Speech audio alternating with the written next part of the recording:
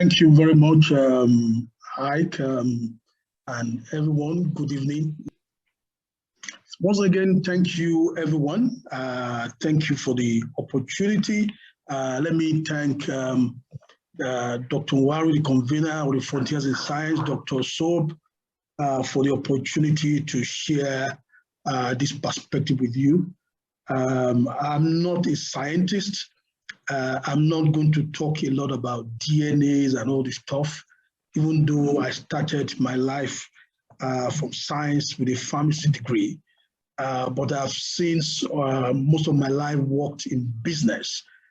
And what I will be doing is to bring what I will call a microeconomics and public policy perspective to this discussion today.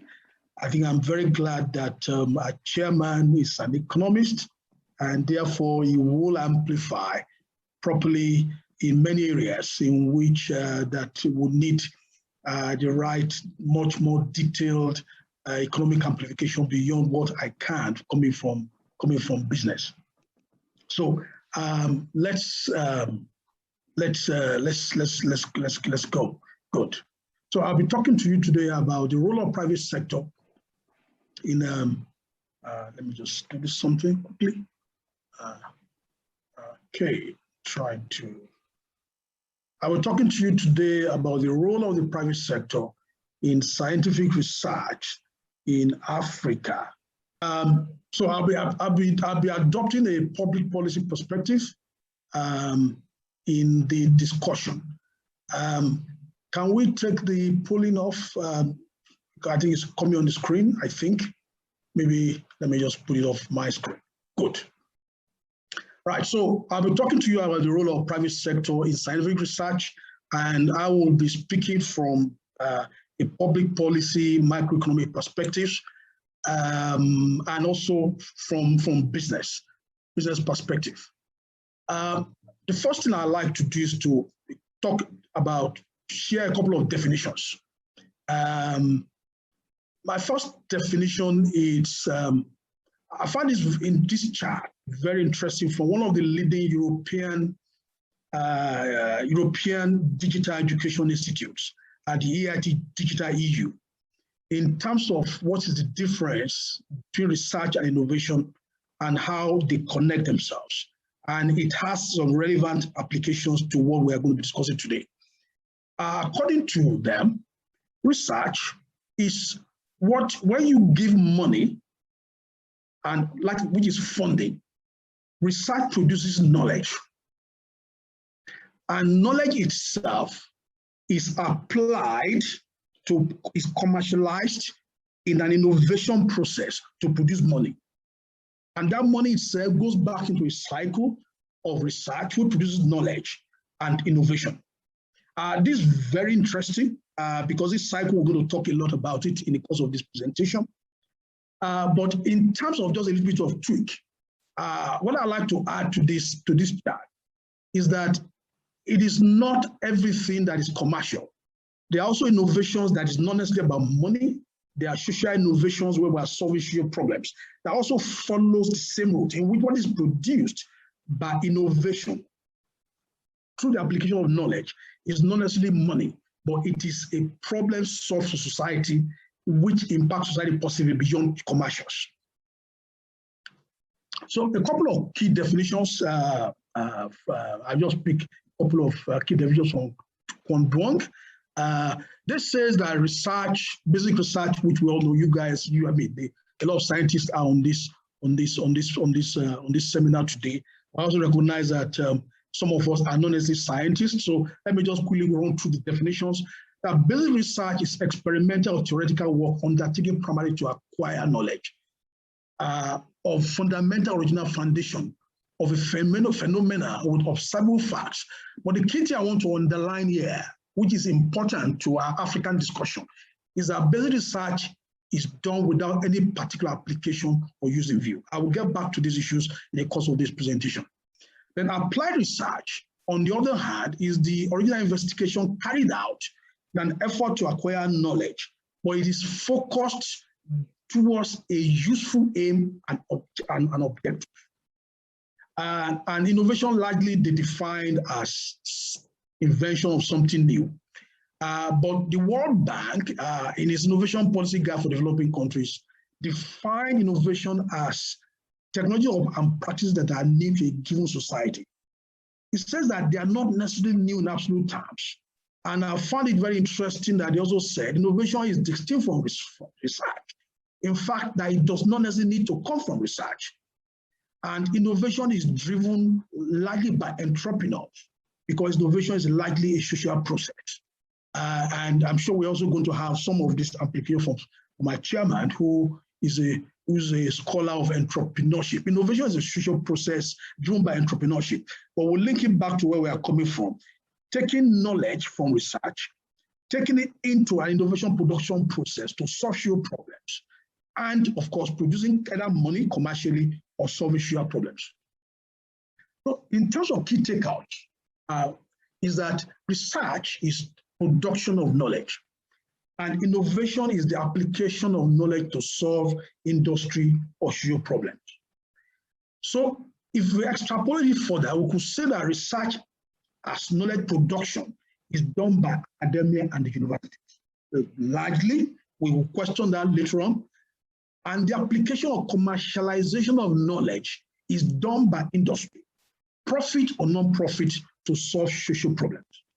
The private sector ideally largely works in the innovation space, which means that the academia, the universities are producing knowledge, and the industry is taking that knowledge into an innovation production process to create solutions to industry and social problems. The Triple Helix framework. Some gentlemen, some in 1995, by the name of Expenditure, for those of us who might not be familiar with this, is a very important framework. It's good. We're going to discuss this a lot in the course of this presentation. Expenditure and his colleague, they studied the evolution of research and development in Massachusetts and the role of MIT, how it spun off and worked closely with industry, and the kind of cycle of R&D from university, the entrepreneurial orientation of MIT, is close collaboration, especially from its engineering department, with the computer science industry like Digital Electric Corporation and a whole lot of them. And they came up with this theory of the Triple Helix framework, the Triple Helix framework, which essentially says that to innovate, for society to innovate from research and development to innovation, you need a collaboration of government, university, and industry working in an interlocking triple helix. That is when we will get the best of R&D and innovation, both for industry and in terms of solving social problems. And this is what they documented from the experience of MIT as an entrepreneurial university, working closely with industry into companies like Digital Electric Corporation in Massachusetts. In fact, the framework enabled a university like MIT, which came later than Harvard, to build a reputation of its own. And one of the things we're going to be discussing today is how does this kind of triple helix R&D innovation framework, an interlocking framework of how government, industry, and academia should cooperate, applies to Africa in the context of private sector research. One of the things I want to put for us for discussion today is that the triple helix, as described by Expenditure and his colleagues, which has also been applied to many parts of the world. In fact, Stanford University took the triple helix framework and even did much better than MIT in terms of its orientation and cooperation with a Silicon Valley industry and a whole lot of other industries that came out from the process. So the first thing I'd like to put to us is that the triple helix framework in Africa is delinked, it is broken, and is silo confinement. And therefore, it has very serious implications for the whole concept of R&D and innovation development in Africa. The interlocking nature of the triple helix as described, as we see it in the in Europe or in the United States, in MIT, Stanford, Silicon Valley, and so on, is not what we have here. And there are very serious implications. Our universities, our industries, and our government are all sitting lightly in silo with fairly insignificant cooperation among themselves in terms of research and innovation development in Africa. In fact, Kimatu, he developed, this is an African, developed some interesting propositions on the Triple Helix framework. His theory was that the Triple Helix framework actually we need to backtrack it. And he said that the Triple Helix framework starts in 3 stages. A situation which we have like in Africa, where everything, where the university, the industry, and government are largely sitting in silo without any form of significant cooperation, strong cooperation with themselves. And it came to another model in which there's a loose cooperation within the two. And of course, in his view, it is when we have a much more matured economy, for example, a much more mature university industry cooperation that you now have the interlocking Triple Helix framework. In applying this Kimatu model, what I actually want to put across to us, share with us, is that we seem in Africa to have been stuck perpetually in the early stage of formation of the Triple Helix in terms of the university, industry, and academic cooperation. Africa is now, for most of African countries, we're at least 50 years or 60 years in terms of independence. But we seem not to have been able to move from this siloed, delinked, and broken nature of the way our Triple Helix is sitting between university, industry, and government. And we are not moving forward in terms of any potential, significant potential to have an interlocking cooperation of academia, industry, and government. And that has some significant implications in terms of R&D and innovation research in Africa. The Triple Helix itself is, like I said, is sometimes a function of economic development. And therefore, you find that in a place like South Africa, which is a little bit more, which is much more developed than the rest of Africa, even though South Africa too is a developing country, the Triple Helix in South Africa, I would say, will look more like this second stage of the Kimatu Triple Helix model, where university, industry, and government are there, but the cooperation is very loose. It's much better than most of Africa, where likely what universities are getting from government is funding for teaching. And there's virtually very little going on between university and industry, or between government and industry. And I will share a couple of more details on this in the course of the presentation. So there are 2 central arguments which I'll be putting forward in this discussion. One is that the African Triple Helix model of government, academia, industry collaboration is broken, delinked, and largely siloed, like I've discussed, with implications for research as knowledge production and innovation as industry application of knowledge to solve industry and social problems in Africa. The second is that the African innovation ecosystem itself, even when you have taken knowledge produced by university, in terms of the innovation production system itself, in terms of the innovation ecosystem, the African innovation ecosystem itself suffers from poor ecosystem player linkages and implied complementarities, which constrains and decelerates knowledge application as innovation production. And I'll be talking to these 2 central themes in the course of the presentation. Now, in terms of the academia and industry linkages in Africa, the things that are sticking out empirically, to me, for example, and will be that the private sector does not know how it could be helped by academia in Africa. It sees the academia as in a different abstract world, not directly relevant to what it does or to its problem. The industry cannot commercialize a knowledge that it does not know, even if the research knowledge exists. If we say that industry is supposed to commercialize knowledge through innovation production process, but if the industry does not know the knowledge that is produced by academia, it cannot commercialize that knowledge in an innovation process and be relevant in terms of scientific development R&D in Africa. And both sides, in terms of the universities and the academia, the universities and industry have significant roles to play to solve this problem. In a further study of the interface issues between academia and industry by Jorge, Alves and colleagues in Portugal, this is a European study. They found out that, in summary of their paper, is that in terms of the issues of university, our universities tend to be closed scientific communities. We want to be scientists. We want to somebody who just do basic research and live within that closed scientific community, which is like a bubble. Academics are unfamiliar with market and industry structures for them to talk, to get the attention of business and industry. And universities, even in Europe, usually lack the proper mechanisms to disseminate research knowledge to industry. In terms of industry issues, industries typically have short-term visions.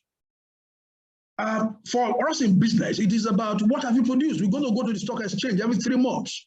So if we are going to do anything with the industry, what are you bringing? How is it going to enhance my profitability? Industry tend to have short-term vision. Meanwhile, in research, scientists go at their own pace. They have a long-term vision. And that sometimes creates a major conflict issues between the two. Then there's insufficient absorption capacity for technology appropriation by industry. So you can have research, but there's something in innovation science we call absorption capacity. The capability to absorb knowledge and use it can be constrained by the nature of IFA, for example, which is sometimes even a more pronounced problem when you look at Africa. Number 3 is that there is insufficient resources available when a whole lot of business are SMEs. There's a general rule in macroeconomics that the bigger, the more efficient. When you have a whole of SMEs, they do not have the resources to apply, to take the knowledge from universities and apply it in terms of innovation solutions. And of course, difficulties by firms in terms of identifying their technological needs. Many firms don't even know what they need because they're also living in their own bubbles. Jorge and Alves, they went on to say that industry and academia have different time frames for research.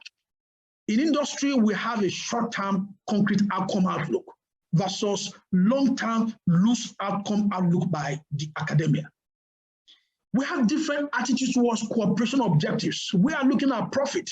So the academia is looking at knowledge production, sometimes for knowledge production's sake. We have different understanding of the role of research. For us in business, it's about if it's worth it, it must be confidential so that we can exploit it privately. In academia, you have a public orientation and openness for dissemination, whereas we want to keep it confidential so that we can exploit it. So a different understanding of the role of research between business, industry, and academia. Of course, because we have different backgrounds, we have communication challenges. When we talk to each other, we don't understand each other because we have different cultures and different ways of work. And of course, there is largely intellectual property rights issues between, if we work together, who owns what, which is largely foggy area, which creates a whole lot of conflict, even in few instances, even in advanced countries where universities and industries cooperate. Now, if you have this kind of challenges in Europe, where this study was done, you can imagine that the friction in Africa, where the Triple Helix is less formed, will be much more amplified given the weak industry and university linkage structures in Africa. Now, we looked at South Africa earlier, and we said that South Africa is probably not completely linked. It's more eligible because in middle income Africa, there's a loose connection. Even there's a connection, but it's loose. And some of these facts are speaking to, even in South Africa, in Africa, that is a little bit, that is much more, there's a middle income country, there's even a challenge of that university academia cooperation. South Africa, universities in South Africa produces 91% of total South African publications. However, South African universities are producing only 14% of South African patents, according to a paper from Patra and Mushi in 2018. Only few universities are responsible for both patenting and publication portfolio in South Africa. The joint collaborative patents between universities and industry in South Africa is just 19%. That tells us that even in middle-income South Africa, a more advanced part of Africa, the cooperation between universities and industry is very low. So they concluded in their study that South African universities need to collaborate more with industries, particularly with local industries, to achieve the Entrepreneurial University, which is the MIT model, a university that is oriented towards industry in terms of patents and technology transfer. And I'll just share a couple of data, a couple of slides about the challenge of the visibility of R&D spending in Africa. This is a slide from a UNESCO publication, and you see this in terms of this chart is about R&D spending by country, and as a percentage of GDP on the right. You find that you would need to struggle to identify Africa. This spending by R&D spending as a percent of GDP is towards the corner on the bottom of the right that you will see South Africa and Egypt, and you will have to struggle to identify them.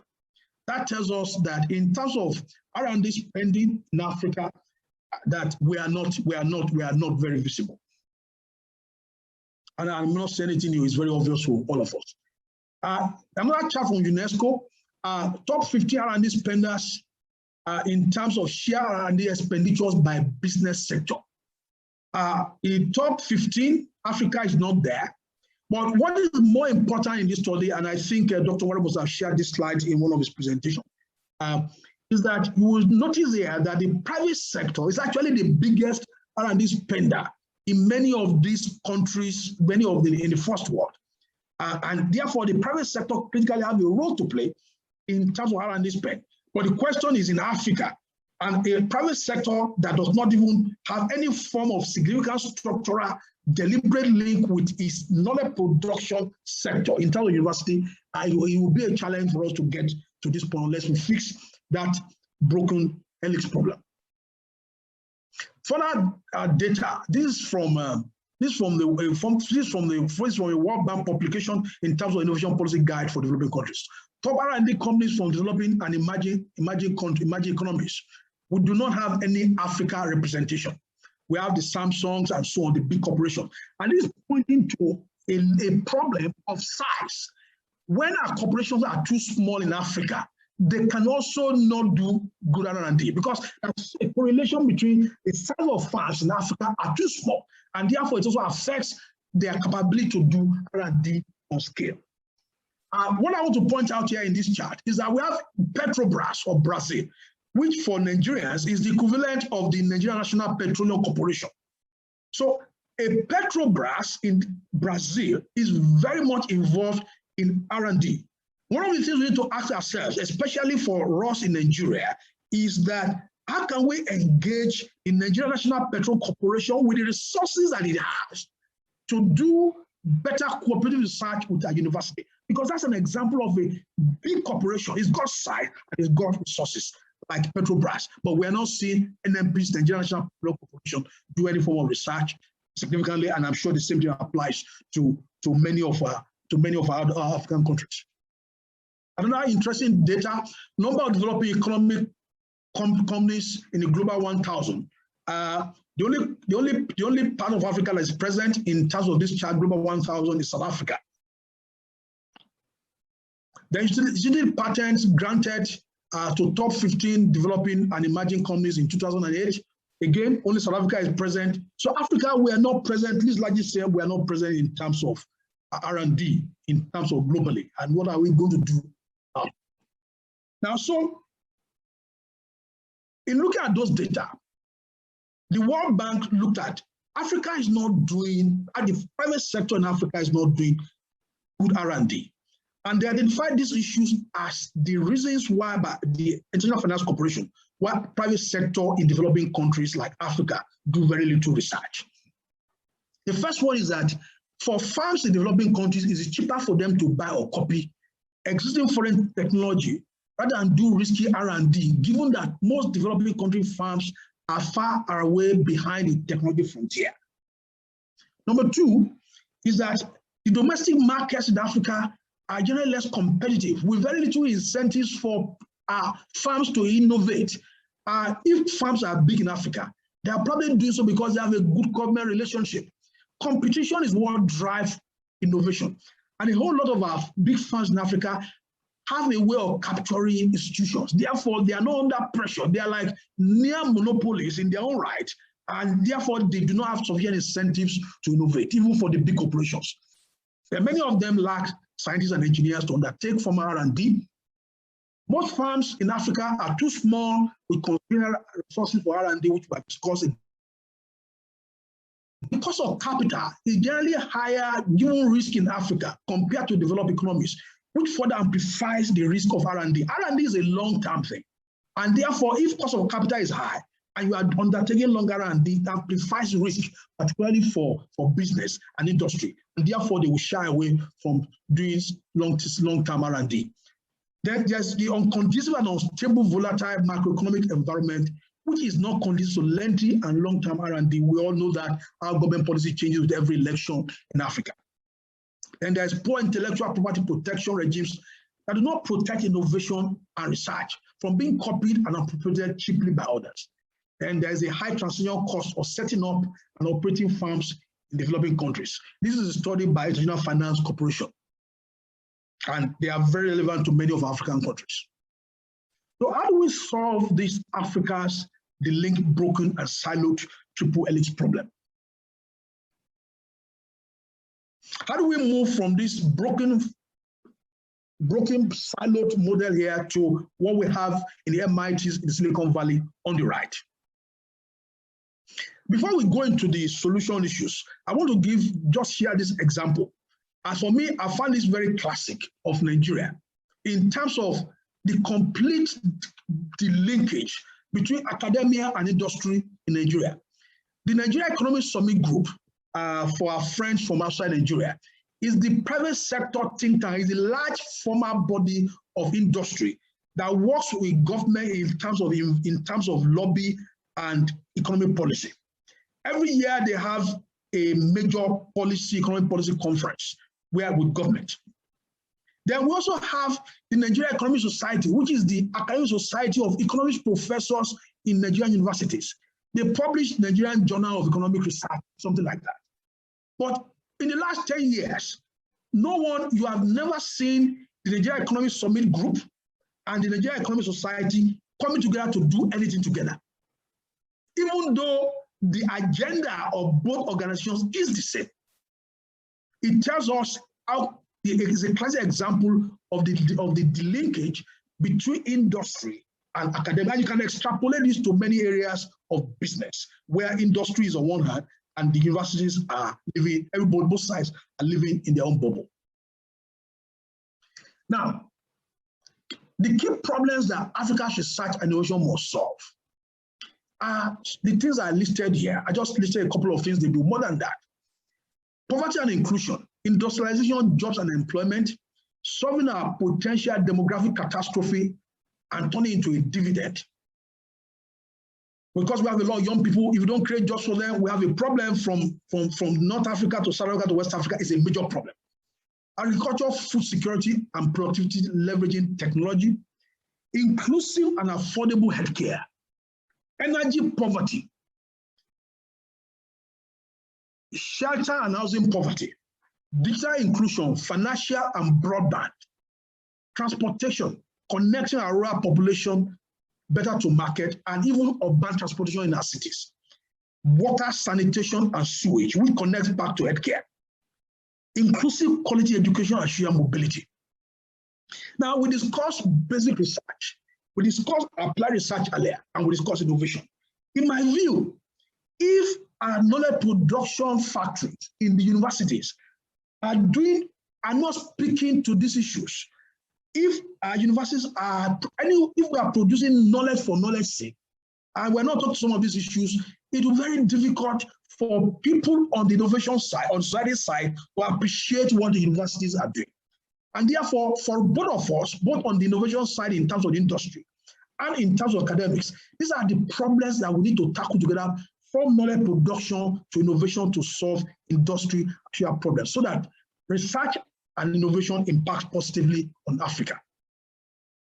Now, strengthening university-industry collaborations. The World Bank, in its Innovation Policy Guide for Developing Countries 2010, recommends these things, and I'll run through them quickly, and I'll speak about the commonalities through them, among them. They recommend technology transfer offices in universities, science parks, business incubators at universities, special economic zones, industry and geographic clusters, which builds on natural endowments in that we have in our different geographies. If a university is an agricultural environment, it should have a strong agricultural orientation. We can build agricultural industry around that university in terms of a geographic cluster, working together between government, university, and industry. Structured and deliberate city innovation program, the kind that we have seen Silicon Valley and Stanford with the tech industry. Stanford University is the origin of great companies like Google, like Cisco, but with a city innovation program with Silicon Valley and an entrepreneurial university like Stanford. How can we build that even on an African scale within Africa, within our different geographies within Africa? Matching grants and tax subsidies for cooperation between universities and business by government. Legislation and policy that forces us to cooperate together between industry and universities, and of course the wider adoption, and I put in there the wider adoption of the entrepreneurial university model, the kind of things that, like I said, we see with MIT and Stanford. It doesn't have to be sophisticated. Even within simple things like agriculture, we can have a stronger orientation, a stronger entrepreneurial orientation from our universities, and an industry that knows that the university can help to solve this problem, working together in cooperation with cities to build science parks, industry clusters, to ensure that the linkage between our helix that is broken is fixed. But the common thing in this thread is that in Africa, where resources are constrained, you need a geographic cluster strategy so that you don't disseminate resources all over the place. If we have a geographic cluster, a science park, you make sure that broadband is best there. You make sure that infrastructure and interconnection is best there. And we can concentrate resources there and begin to build clusters of knowledge, clusters of innovation around our universities and industry. And some of the companies I will start from here, and the chairman will probably talk about our startups. Some of these startups are going to grow bigger over the future, because even Google itself was a small company many years ago in Silicon Valley. But a cluster strategy, bringing university, industry, and together with government producing the enabling environmental infrastructure for this is going to be very important to solve the linkage between the broken Triple Helix problem that we have in many parts of our African countries. Further to this suggestion by World Bank, let me add a couple of things more to it. Our universities can do research open day for industry in terms of interdisciplinary basis. Remember that we said our industry does not even know what university is doing. So research open days by university will be a suggestion. We can do practice professors, bringing experienced industry practitioners into academics in Africa. I know, for example, that our regulators in Africa are when they hear practice professors, I've been in some conversation with some NUC people in Nigeria, and they are very concerned about how to regulate standards. But we've got to move to models like you see in the United States, where people can come from industry and come to universities to teach, and in the process also help to build that linkage between what the industry needs and academia. Practice professors bring out industry practitioners into academics. Sabbaticals and attachment for academics. Academics, you do not necessarily have to go to another universities for your sabbatical. How can we work with industry so that some of the sabbaticals that professors want to do are done in industry, and you can know a problem of industry, and industry can know that the resources to solve their problem are in the universities. Industry and company-specific professorial chair and endowment tied to industry and surely applicable knowledge production. One of the things I want to point out here is that in Nigeria, for example, what I see is that our universities are much more interested in infrastructure funding than research and innovation partnerships when they are raising funds from industry. is about how do we build the next classroom or the next lecture theater. You hardly find university endowment offices talking to industry about professorial chair. It's about the next building, the next infrastructure. So how do we build industry and commerce professorial chair endowment as a way of life between industry and universities in Africa? Then leveraging better professional associations in subjects like engineering, pharmacy, medicine, so that industry, we are members. For example, I have a pharmacy degree, and I know that in a pharmaceutical society, there's a corporate, there is a academic pharmacist, there's industrial pharmacist, there's community pharmacist. How do we use the common knowledge of those professional associations to build stronger cooperation between industry and academics? And I would say that even in the pharmaceutical society of Nigeria, there's very little cooperation going on between academics and industry in terms of solving problems. Then the last thing I'll put in there is that the need for interdisciplinary case study pedagogy that orients university teaching towards real life industry and social problems rather than cram and pour.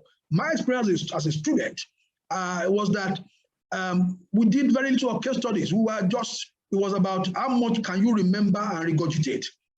And an academic teaching that is oriented towards case and problem solving begins to orient academic teaching itself towards what is the problem that the students are going to need to solve when they get out of school. So that will just kind of a kind of case study oriented pedagogy will also force industry, academia to cooperate. So going towards the conclusion or the end of my presentation, the second part in terms of the innovation ecosystem linkages and complementarities in Africa. You might have said that yes, there's knowledge production, but even when you want to innovate itself, there's knowledge itself. There's a challenge of ecosystem linkages and complementarities, even within the ecosystem, outside the university itself, even for a company that wants to innovate in Africa. Innovation is not done in silos, but within ecosystem complementarities and linkages. Africa suffers from poor ecosystem linkages and complementarities, affecting commercialization of knowledge and social innovations. This is a very interesting story I'd like to share on the Nigerian astronaut. It's a real life story from which I picked from some of the publications I got across to in the course of preparing for this presentation. And I'll just go through it and read it for you. Very interesting. Professor Isong, who was the Nigerian Minister of Science and Technology in 2007, and on page 91 of his book, was launching a book at the time. He said something like, it is the objective of Nigeria to produce the Nigerian astronaut by 2015 and launch a manufactured satellite by 2018 from a launch site in Nigeria on a launch vehicle made in Nigeria. Then Professor Yewale Tomori, the president of the Nigeria Academy of Sciences, rhetorically replied, if your son or daughter is an astronaut on the Nigerian spaceship, you will not want PHCN, which is the National Electricity Corporation, to cut power anytime to the ground control base. Neither will you hope that the telecommunication system will ever report network busy, during which there will be no communication with the satellites and spaceships. You will expect that the president will submit the budget on time, and that the House and the Senate to approve the allocation to the space program on time, effortlessly, without hassle. I think this story just summarizes that even if you want to innovate, there are significant complementarities and ecosystem issues that just affect the innovation system process itself, which we also need to fix in terms of private sector innovation and R&D in Africa. And some of the issues also discussed earlier in terms of solving the linkage problem also addresses this problem. Concentrate resources in few geographic areas so that all the linkages are established, especially economic zones, industrial and geographic clusters, structure and deliberate city innovation programs, making sure that even if resources are meager, have 3 or 4 or 5 areas where you have centers of excellence, and you can concentrate all your best infrastructure, knowledge, talent in one place, and you can fix, and of course, industry, university can cooperate with government and can fix the linkage problem. Other issues in terms of ecosystem issues that affect commercialization and knowledge of innovation in Africa, in my views, are things like government policy and regulation we have discussed, the breadth and depth of ecosystem players and linkages. That is another area we can just go into. That can be another innovation discussion. The structure and infrastructure, soft and hard, technology and digital maturity, this is the days of digital. What is the state of technology and digital maturity in Africa? Talent development and pipeline structure in terms of both universities and vocational education, because talent in technology is not going to come from universities alone. What we are seeing with technology today is that a whole lot of people are learning computer science outside universities. Those training schools that are training people in coding, how do they work with university in terms of what is the policy? How do we cooperate in terms of pipeline structure for talent development? Of course, how do we take advantage of natural endowment and advantages that we have either around the university or around an industry working together in terms of innovation R&D? So in conclusion, just 1 or 2 more slides to go. Just emphasize the role of the state. I cannot finish the presentation without talking about Mazzucato Mariana. This is a professor in the University College in London. He identified in a book, a seminal book, The Entrepreneurial State, Debunking Private Sector and Public Sector Myth, that what we see today in terms of the smartphone technologies in America of Apple, Google, and all of them, was that they built on high-risk research which was conducted by US Department of Defense. And that the state itself has a critical role to play in terms of funding high-risk research that private sector will not do at the beginning. If we have that problem, if that gap is, if those high-risk research were not done by the Department of Defense at the time, there might not have been those technologies that Apple and Google apply today to do things like GPS, smartphone technology today. So this itself, as we are talking of the entrepreneurial university, we also need to talk about the entrepreneurial state and, of course, the entrepreneurial industry itself, all of everybody working together in terms of fixing the Triple Helix booking problems in Africa. So in conclusion, even though this discussion is about private sector, you have seen me talking about the Triple Helix. That is because you cannot solve the industry problem in terms of private sector research and development without looking at how it interfaces with the government and universities. Collaboration of government, industry, private sector, and universities are critical in solving Africa's research and innovation challenge. Even within the context of Africa's limited resources, this remains valid. Much more can be achieved by industry, academia, and government with deliberate and structured cooperation in producing knowledge and innovation that solves Africa's problem. The difference can start from all of us. There are some of us from industry here, there are a whole lot of from academics. The difference can start from you in fixing the Africa's broken Triple Helix problem. Therefore, ladies and gentlemen, reach out to other players as your bubble now. Thank you very much.